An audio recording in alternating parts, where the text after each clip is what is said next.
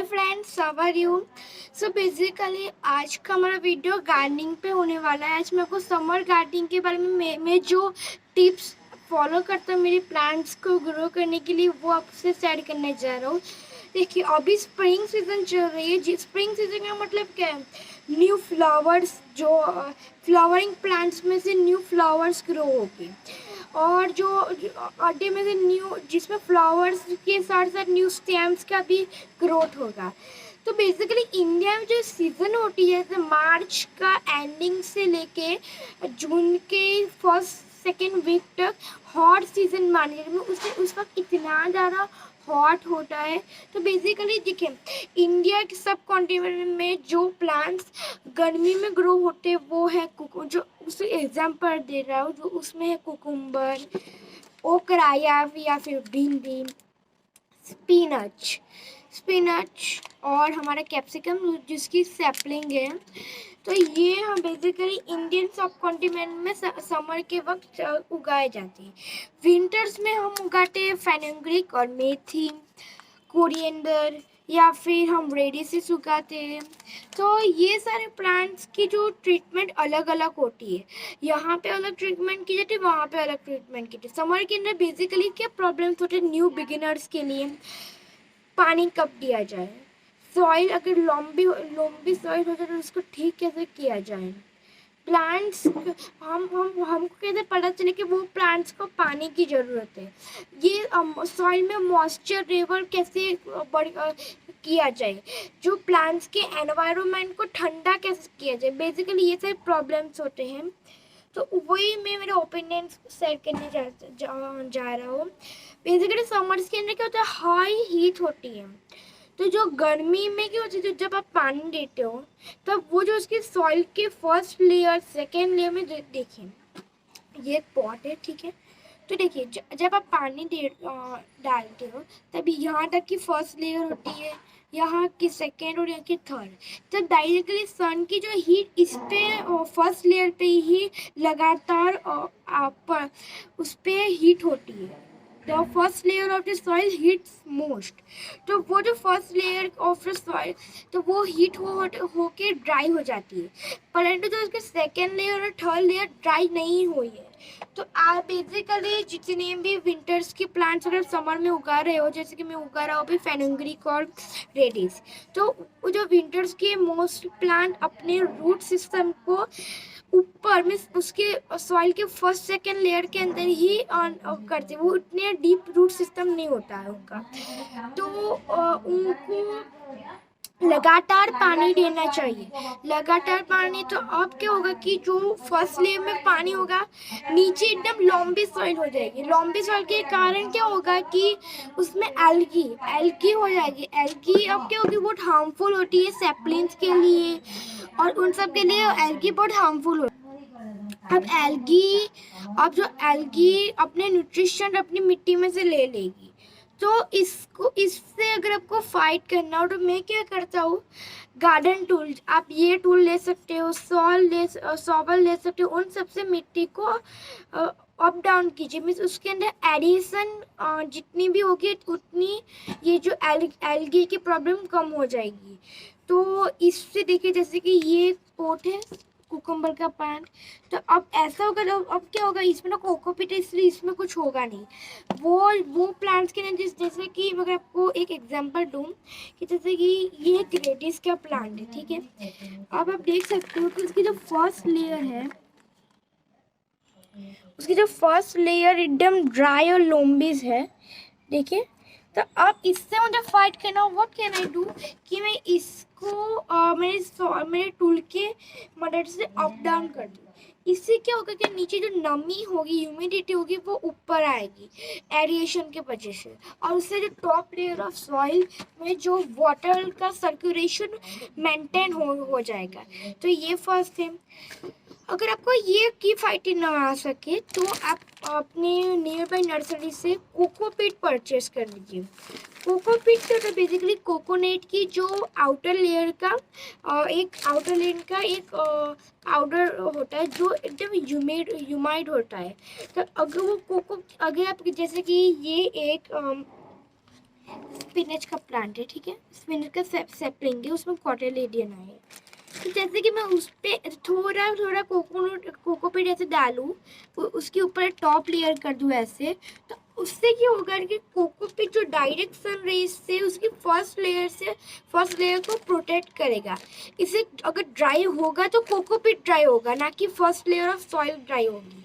जैसे कि cocopeat dry हो तो आपको क्या करने का, वाटर से स्प्रिंकल कर देने का उसके ऊपर, इससे एल्गी का फॉर्मेशन नहीं होगा। तो ये है। या फिर आप कुछ ऐसी जगह पे अपने प्लांट्स को रखें जहाँ पे सफिशिएंट सनलाइट आ सकती हो, इनसफिशिएंट भी नहीं आ सकती हो और सफिशिएंट भी नहीं आ सकती हो। जैसे कि मेरी जैसे कि मेरी एक मेरे रेडिसिस को कोकोपीट देखिए, रेडिसिस ना एक ऐसा प्लांट है जिसको उसको न्यूट्रिशन इतना ज़्यादा नहीं चाहिए। तो अब उसको मैं ऐसी जगह पे रखती हूँ जहाँ पे सिर्फ 1 से 2 आवर की डायरेक्ट सनलाइट आती हो। या फिर आप उसके ऊपर एक पॉलीथीन उसके ऊपर लगा दीजिए, ढक दीजिए, जिससे सनलाइट उसको ज़्यादा ना मिल सके। आप अगर आपके एनवायरनमेंट जैसे कि फेनुग्रीक है, उसको कोल्ड एनवायरनमेंट चाहिए। तो फेनुग्रीक को कोल्ड एनवायरनमेंट के लिए 2 तरीके हैं। जैसे कि मैं आपको दिखाऊं तो मेरे यहाँ पे एक बड़े बड़े 2 पौधे हैं। तो मैं बेसिकली क्या करता हूँ कि जो मेरे वाटर वो जो पौधों पे, जैसे कि एक तो मोगरा का है और दूसरा एक तो हम उसको टगर के उसका पौधा है, उस पर हम लोग सिर्फ पानी आप सिर्फ स्प्रिंकल कर दीजिए, जिससे ह्यूमिडिटी मेंटेन रहेगी वो एरिया में। अगर ह्यूमिडिटी मेंटेन रहेगी तो हम आपका जो एरिया में कूलनेस होगी। सो अगर जैसे कि आप आपके आजू बाजू जितने भी बड़े बड़े प्लांट्स में सिर्फ वाटर स्प्रिंकल कर दीजिए। जैसे यहाँ पे अशोक ट्री भी है, अशोक ट्री क्या होता है कि वो ह्यूमिडिटी हमेशा बाहर छोड़ता रहता है। तो अगर अशोक का ट्री पे अगर जितनी भी ह्यूमिडिटी छोड़ेगा वो उससे वो एनवायरनमेंट ठंडा होगा, तो जिससे फेनुग्रीक को सहायता मदद होगी। तो फेनुग्रीक के साथ साथ आपको रेडिस में भी सेम ही प्रोसेस कर लिया। अगर आप बोलोगे हम पानी कैसे दें, पानी, हाँ देखिए जैसे कि ये है, आप क्या करने का, आपको अपनी उंगली लेके, आपकी उंगली की जैसे कि हमारे में 3 लेयर्स है, 1 2 एंड 3। तो आपको बेसिकली आपके सेकेंड लेयर तक अगर मिट्टी गीली हो तो आपको पानी देने की जरूरत नहीं। जैसे कि मैं आपको दिखाऊंगा, देखिए मेरी मिट्टी सेकेंड लेयर तक गीली में, आपको उंगली में अगर आप उंगली करोगे तो आपको महसूस होगा कि हाँ ये गीली। और अगर आप दूसरे को उंगली नहीं बिगाड़नी तो आपको क्या करने का, सॉवर ले लेने का, उसको अंदर तक डाल लेने का, ठीक है। अब डाला, बाहर निकलेगा तो आप देखोगे उस, देखिए और जो मेटल्स की जो चीज़ें होती है उस पर ऐसे वाटर दिखने लगता है। आपको यहाँ पे दिखेगा नहीं पर असल में से दिखने लगता है। वाटर ही वेट हो जाता है आयन थोड़े से भी पानी से। तो आपको अगर ऐसा हो तो आपको पानी नहीं देना। पानी अगर ना हो वाटर लेयर तो आपको पानी देना। और दूसरा आप उसके लीव्स को टच करने से पता कर सकते हो कि वो कैसा है। जैसे कि मेरे रेडिस है, अब उसके लीव्स जब वाटर की कमी होती है तो क्या होता है कि उसके लीव्स ये जैसे कि लीव्स है तो उसके ऐसे लीव्स हो जाते हैं। इसमें तो पानी की कमी नहीं है, तो मैंने एग्जाम्पल के लिए कह रहे हैं, ऐसे लीव्स हो जाते हैं, पूरे लीव्स स्क्रीन हो जाते हैं। या फिर ये नहीं होता कि आप जब उसके लीव्स को टच करते हो तो वो ना आपको सूखा वो हम बोलते ना वो बिगड़े हुए फ्रूट्स के जो वैसे उसके लीव्स हो जाते हैं। तो इमीडिएटली आपको तब पानी देना चाहिए। अभी तो इसमें पानी है, ह्यूमिडिटी है, इसलिए इसमें नहीं होगा।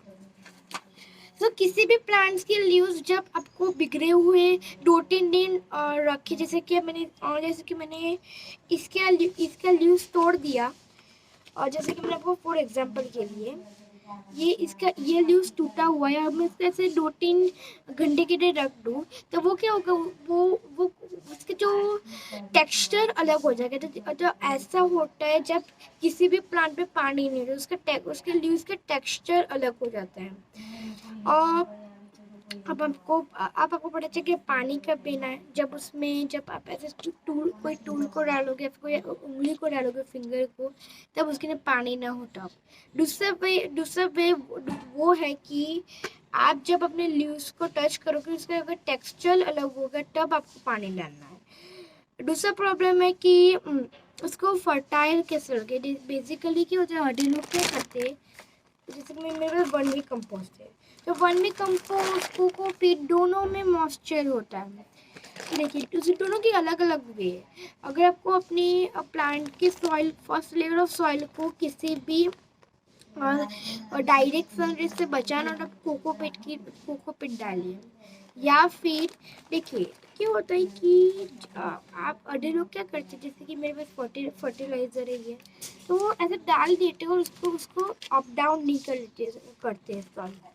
अगर वो सॉइल की मदद से उसको अप डाउन नहीं करेंगे, डिगिंग नहीं करेंगे, तो उससे क्या होगा कि जो हैवी लाइट के वजह से, हैवी हीट की वजह से और डायरेक्ट सनलाइट के वजह से वो जो हमारा जो फर्टिलाइजर बिगड़ जाता है, उसके बाद उसमें जैसे सारे न्यूट्रिशेंट ख़त्म हो जाते हैं। तो उसको आपको फर्टिलाइजर डालने के बाद उसको एक बार डिगिंग कर देना है, और कोकोपीट की लेयर आपको तब डालनी है जब आपको हीट से बचाना हो। तो आज मैंने आपको मैं जो करता हूँ वो आपको मैंने शेयर किया। You can do it in your home garden. मेरे विंटर प्लांट में भी इसका बहुत अच्छा असर आया है। So thank you for watching my video. Like and subscribe our channel.